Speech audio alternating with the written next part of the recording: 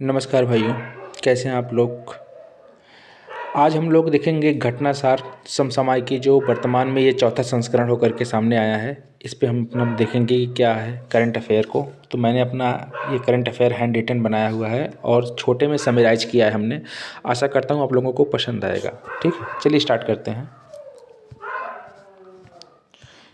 एक सेकंड रुक जाइए। देखिए, यहाँ पर संसद द्वारा 3 नए आपराधिक कानूनों का संशोधन किया गया है। ठीक है, पहले आपको पता होगा कि जो हम अपराध करते थे उसकी सज़ा का प्रावधान जो बताता था कि ये सज़ा करने पे ये अपराध आपको की सज़ा होगी और इसके दायरे में आपको सज़ा दिया जाएगा, तो उसको आईपीसी कहते थे, इंडियन पिनल कोड, भारतीय दंड संहिता। ये अंग्रेजों के समय के बनाया हुआ कानून था, 1860 में के आसपास में बना था इसको। और एक था जो इसमें बता रहा था कि सज़ा किस हिसाब से हुआ है और उसकी दंड की प्रक्रिया किस हिसाब से होगी। कि मतलब जैसे सपोज दैट आपने हत्या कर दिया तो आईपीसी की धारा जो होगी, आईपीसी की धारा के अंतर्गत आपको 302 के तहत जो पहले सज़ा दी जाती थी। ठीक है, तो ये आपकी सज़ा बताती थी कितने दिन का समय है, इतना सज़ा, इतने दिन के आपको सज़ा मिलेगी। आप इस हिसाब से जो है आप इस अपराध को किए हैं, ये अपराध की पहचान बताती थी। इसको आईपीसी कहा जाता था।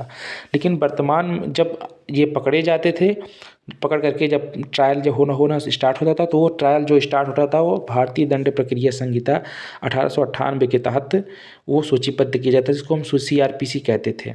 ठीक है, और इन दोनों के हिसाब से तो ये बताया जाता था कि ये अपराध है, ये बताता था ये अपराध किस प्रकार से सज़ा दिया जाएगा, ये बताता था। लेकिन इन दोनों की पुष्टि के लिए एक था इंडियन एविडेंस एक्ट 1872। भाई आपको एविडेंस भी तो ज़रूरी था, तो इसलिए एविडेंस की भी आवश्यकता होती थी, तो उसमें भी सरकार ने संशोधन किया है। वर्तमान में आईपीसी, सीआरपीसी और इंडियन एविडेंस एक्ट तीनों में संशोधन सरकार ने किया हुआ है। इन्हीं 3 कानूनों पर लोकसभा तथा राज्यसभा से पास होकर के राष्ट्रपति की मंजूरी भी मिल गई है। औपनिवेशिक समय का यह कानून था। कानूनों में प्रमुख बदलाव क्या क्या किए गए हैं, तो यहाँ पर मैं इसको जूम करके आपको दिखाने का प्रयास करूँगा। एक सेकंड। यहाँ पर देखिए, जो नाबालिग से रेप होता था, ठीक है, उसमें उम्र कैद या फांसी की सज़ा जो है दी गई है। उसके बाद पहले रेप 376 और 375 के तहत आता था। तो जो 376 होता था वो अब वर्तमान में 376 आईपीसी जो पहले होता था, वर्तमान में 69 करके आ गया है। ठीक है, और उसके बाद 375 को 63 कर दिया गया है। जो हत्या होता था उसको 302 में पहले लिखा जाता था, अब उसको 101 में लिखा जाएगा। गैंगरेप जो दोषी होते थे उसमें 20 वर्ष की सज़ा अथवा आजीवन की सज़ा की प्रावधान कर दिया गया है। ठीक है, मॉब लिंचिंग, आपको पता होगा कि मॉब लिंचिंग में काफ़ी लोगों की जो है हत्याएं कर दी जाती हैं भीड़ तंत्र द्वारा। एक पर्टिकुलर व्यक्ति जो है अपने दिमाग से रचना करके जो है मॉब लिंचिंग करवा देता है किसी विशेष व्यक्ति का। ठीक है, जैसे आपको पता होगा कि कुंडा में एक कांड हुआ था, जम्मू कश्मीर में कुछ कांड हुए थे। ठीक है, प्रतापगढ़ वाले मामले में, तो सीओ का जो मामला हुआ था, तो वहाँ पर मॉब लिंचिंग जैसी गद्दी सामने में आई, तो यहाँ पर जो है इसमें सज़ा में फांसी का प्रावधान किया गया है। ठीक है, उसके बाद यहाँ पर देखिए, एक अभी आपको ट्रांसपोर्ट वाले पता होगा कि एक्सीडेंटल मामले में कितनी बड़ी समस्याएं आई थी। तो ट्रांसपोर्ट के मामले में, एक्सीडेंटल मामले में, वाहन से घायल होने पर या हिट एंड रन के मामले में आपको 10 ईयर की सज़ा, 10 साल की सज़ा होगी। और यदि पीड़ित को आप हॉस्पिटल या पुलिस थाने में लेके गए जहाँ पर जाने लायक आप उचित समझ रहे हैं, तो आपकी सज़ा में कमी का प्रावधान भी किया जाएगा। और यदि आपका झगड़ा लड़ाई होता है, सर पे आप डंडा मार दिए, तो वहाँ ग्रीवियस इंजरी, मतलब आपका जो है डंडा लगा और जो है दिमाग मृत्यु या डेड हो गया, तो वहाँ पर जो है आपको 10 ईयर्स की सज़ा दी जाएगी, 10 साल की सज़ा दिया जाएगा। ठीक है, उसके बाद यहाँ पर देखिए, ट्रायल संबंधित मामले क्या हैं, मतलब ट्रायल किस हिसाब से चलेगा। तो गिरफ्तार व्यक्ति के परिवार वालों को आपको सूचना दिया होगा कि फला जुर्म में, फला अपराध में आपको गिरफ्तार जो है कर लिया गया है आपके घर वाले को। ये आपकी गिरफ्तारी की आपकी एक पर्ची है जो दिया जा रहा है, उनके परिवार वालों को सूचित करना पड़ेगा। 90 डेज में जो चार्जशीट फाइल होती है उसके बारे में जानकारी पुलिस वालों को, विक्टिम को देना होगा, पीड़ित व्यक्ति को देना होगा कि आपकी में जो केस दर्ज हुआ था इसमें क्या कार्रवाई हुआ है। उसके बाद यहाँ पर देखिए, आरोपी यदि पकड़ा जाता हो या ना पकड़ा जाता हो, तब भी उसका ट्रायल जो है स्टार्ट हो जाएगा और 3 वर्ष के भीतर केस का फैसला करना जो है प्रावधानित किया गया है। ठीक है, उसके बाद दया याचिका, आपको पता होगा कि फांसी की सज़ा वाले में या जो रेप वाले मामले में दया याचिका कोई एनजीओ डालता था, अब स्वयं दोषी व्यक्ति को ही दया याचिका फाइल करना पड़ेगा। ये इसका प्रावधान कर दिया गया है। ठीक है, तो पहले जो था यहाँ पर देखिए आईपीसी में 511 धाराएं थी, अब जो है 358 हो गई संशोधन के बाद। सीआरपीसी में पहले जो थी जो है 531, सीआरपीसी में वर्तमान 531 धारा हो गई है, और इंडियन एविडेंस एक्ट में 170 धारा जो है हो गया है। ठीक, आई होप ये चीज़ आपको समझ में आया होगा। फिर हम देखते हैं दूसरा क्वेश्चन, मुख्य निर्वाचन आयुक्तों की नियुक्तियों के लेकर के मामला चला है कि अब देखिए वर्तमान समय में ये समस्याएं सबसे ज़्यादा उभर करके आ रही हैं कि विपक्ष के लोग भी ये चीज़ कहने पर आतुर हो गए हैं कि भाई प्रधानमंत्री आपका है, राष्ट्रपति आपका है, सारे जो सिस्टम्स आपके हैं, तो चुनाव कैसे फेयर होगा, क्योंकि आपका जो यदि व्यक्ति नियुक्त किया जाएगा तो आप ही के फेवर में काम करेगा। इसी कारण जो है सुप्रीम कोर्ट के ऑर्डर पर, सुप्रीम कोर्ट के मतलब दिशा निर्देश पर जो है मुख्य निर्वाचन आयुक्त अन्य आयुक्तों के विधेयक नियुक्ति और विधेयक संबंधित मामला जो है एक विधेयक लेकर के सामने आया है। इसमें लोकसभा और राज्यसभा से पारित हो गया है। ठीक है, अभी इसमें जो है मंजूरी नहीं मिली है राष्ट्रपति की, वहाँ दस्तखत कर देंगे तो पारित हो जाएगा। चीफ इलेक्शन कमीशन और इलेक्शन कमिश्नर की सेवा और विधेयक संबंधित मामले हैं। उसके बाद निर्वाचन आयुक्त की शर्त और कार्य संचालन अधिनियम 1991 के स्थान ये जो है ये ग्रहण करेगा। उसके बाद चीफ इलेक्शन कमीशन की नियुक्ति चयन की सिफारिश जो होगी वो नियुक्त राष्ट्रपति करेंगे, और एक जो होगा नियुक्ति चयन कमेटी जो होगी वो सिफारिश करेगी, तभी आधार पर होगा। और चयन समिति के सदस्य के तौर पर नेता प्रतिपक्ष या नेता विपक्ष जो होते हैं वो होंगे, और केंद्रीय मंत्रिमंडल के एक मंत्री भी होंगे और प्रधानमंत्री स्वयं होंगे। ठीक है, तो ये क्लियर हो गया होगा, यही मामला था। उसके बाद देखिए अगला वाला क्वेश्चन जो है प्रेस और आवधिक पत्र पत्रिकाओं का पंजीकरण विधेयक है, ये 2023 में आया है, तो दोनों सदनों में पारित हो गया है। यह विधेयक पीआरबी एक्ट 1867 का स्थान लेगा। पीआरबी का मतलब होता है प्रेस एवं पत्र पत्रिकाओं का पंजीकरण विधेयक। जैसे आपको नया प्रेस खोलना है, ठीक है, तो वो जो है आप नया समाचार पत्र खोलना चाहते हैं तो वो चीज़ें आपको यहाँ से जो है आपका रजिस्ट्रेशन वगैरह हो जाएगा। समाचार पत्रों के ऑनलाइन पंजीकरण की प्रक्रिया को यह जो है करेगा। पहले प्रकाशकों को डिस्ट्रिक्ट मजिस्ट्रेट या स्थानीय जो है अधिकारियों से सहमति लेनी पड़ती थी, लेकिन अब इसमें यह नहीं होगा।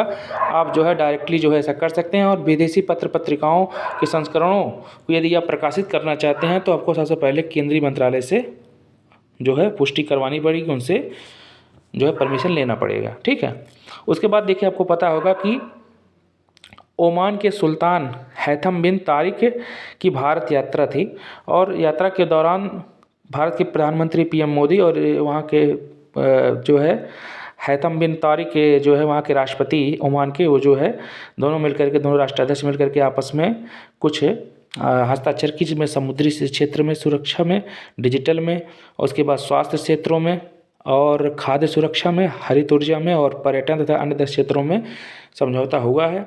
4 मेमोरेंडम ऑफ अंडरस्टैंडिंग साइन हुआ है। भारतीय संस्कृति परिषद और ढोपर यूनिवर्सिटी के बच जो है हिंदी और का आदान प्रदान होगा। और यहाँ पर जो है भारत के इलेक्ट्रॉनिक एवं सूचना प्रौद्योगिकी मंत्रालय तथा ओमान के परिवहन विभाग से जो है मेमोरेंडम ऑफ अंडरस्टैंडिंग साइन हुआ है। उसके बाद आतंकवाद वित्त पोषण की जानकारी जो जैसे लोग से संस्था ग्रुप कर रहे हैं उसके बारे में जानकारी देंगे। मनी लॉन्ड्रिंग के विरुद्ध जानकारी देने का प्रावधान किया गया है। ठीक है, रुपए का आदान प्रदान की वार्ता की गई है, और यूपीआई के को आगे बढ़ाने और यूपीआई को ग्रहण करने की बात भी की गई है। यूनिवर्सल पेमेंट इंटरफेस, आपको इसका नाम पता होगा। भारत में पहले 6 लेन स्टील स्लैग आधारित सड़क का निर्माण। देखिए स्टील स्लैग क्या होता है, तो आपको पता होगा कि जहाँ स्टील का इस्पात का निर्माण होता है वहाँ पर जो इसके अपशिष्ट होते हैं उसको हम स्टील स्लैग कहते हैं। ठीक है, तो उसी से जो है स्टील स्लैग बना है। देश के विभिन्न स्टील मतलब संयंत्र केंद्रों पर 19 मिलियन से अधिक वार्षिक स्टील स्लैग जो है उत्पादित हो रहे हैं। तो इन स्टील स्लैगों से ये जो है सड़क परिवहन रोड जो है बनाने का प्रावधान किया गया है। सूरत में एक NH6 को हजीरा पोर्ट से जोड़ने के लिए एक बनाया गया 6 लेन के ये स्टील स्लैग सड़क का निर्माण किया गया है। ठीक है, तो उसी के आधार पर चीज़ बताया गया है। आपको आई होप क्लियर हो गया होगा। 5 राज्यों में जो चुनाव हुआ था उसके बारे में देखते हैं। तो 5 राज्यों में चुनाव में आपका राजस्थान था, मध्य प्रदेश था, तेलंगाना था, और यहाँ पर ये देखिए मिजोरम था और छत्तीसगढ़ था। ठीक है, तो यहाँ पर सबसे पहले देखिए राजस्थान में देख लेते हैं। तो राजस्थान में बीजेपी का पूर्ण बहुमत था। यहाँ के जो प्रेसिडेंट हैं, जो राज्यपाल हैं, वो आपके राजस्थान के कलराज मिश्रा हैं, और सीएम जो है यहाँ के भजन लाल शर्मा को बनाया गया है। 119 सीटों पर चुनाव हुआ था, 199 सीटों पर चुनाव हुआ था और 115 बीजेपी जीत गई है। मध्य प्रदेश में देखिए बीजेपी पूर्ण बहुमत यहाँ पर भी जो है प्राप्त किया है। 230 सीटों में से 163 सीटों पर बीजेपी जीती हुई है। मोहन यादव यहाँ पर जो है वो सीएम बनाए गए। राज्यपाल यहाँ के मंगू भाई हैं। तेलंगाना में 119 सीट था, 64 सीटों पर कांग्रेस जीती है। रेवंत रेड्डी जो है यहाँ पर जो है कांग्रेस पार्टी से सीएम बने हुए हैं। उसके बाद परिणाम इसका 3 दिसंबर को आया था। मिजोरम से लाल धोमा बने हैं। जोराम पीपुल्स पार्टी एक है, नई पार्टी है, वहाँ से जो है इन्होंने मिजोरम में अपनी वो है सरकार बनाई है, ठीक है।